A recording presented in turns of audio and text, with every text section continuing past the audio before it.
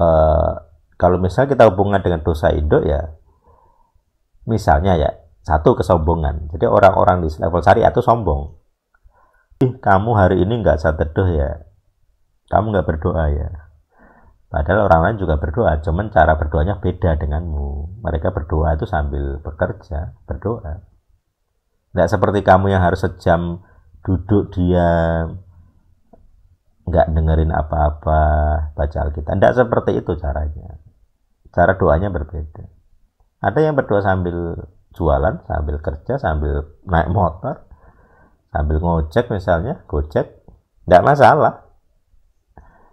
Kalau orang sudah punya bentuk yang independen, nggak peduli dengan cibiran orang-orang syariat, gitu, orang-orang yang level syariat. Kalau nggak saat teduhnya seperti itu, berarti salahnya nggak peduli mereka. Udah damai. Jadi di level semakin tinggi kerohanian, kesadaran rohnya makin tinggi, makin jelas. Hal-hal yang tidak esensial itu tidak mengganggu. Jadi menerima orang lain dengan bentuk yang berbeda, tapi juga tidak tergoncang untuk harus ikut bentuk orang lain. Saya nggak masalah kalau di El Sadik ini kita dibentuk dari beragam gereja, beragam doktrin, tidak masalah. Saya oke-oke saja. Gitu. Karena udah punya esensinya, gitu. Kita punya sambungannya. Gitu.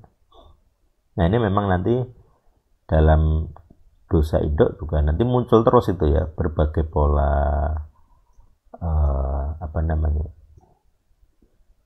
konsep-konsep tentang dosa induk itu muncul berulang kali dalam dosa-dosa lain yang namanya juga induk ya. Makanya kalau ada nanti teman-teman bisa punya ide tentang jenis dosa induk yang lain ya, mungkin bisa ditambahkan dalam pengakuan-pengakuan kita, bisa jadi update gitu.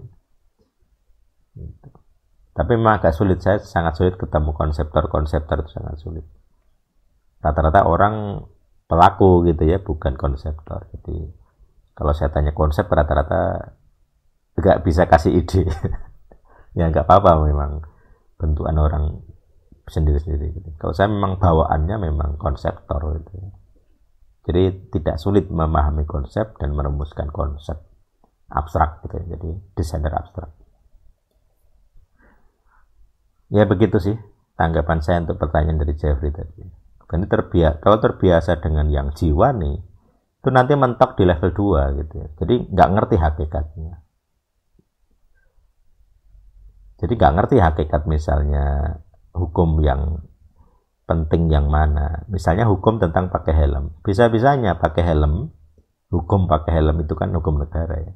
Bisa lebih tinggi dari 10 hukum, itu kan ya level tarikat itu begitu, level kelompok itu begitu. Jadi tidak bisa level hakikat. Hakikatnya aja nggak ngerti.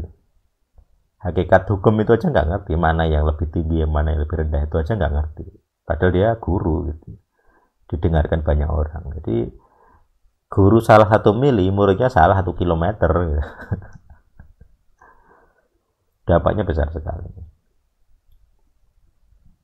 Ya itu jawaban saya. Silakan renungkan, ditanggapi, atau pertanyaan lain silakan.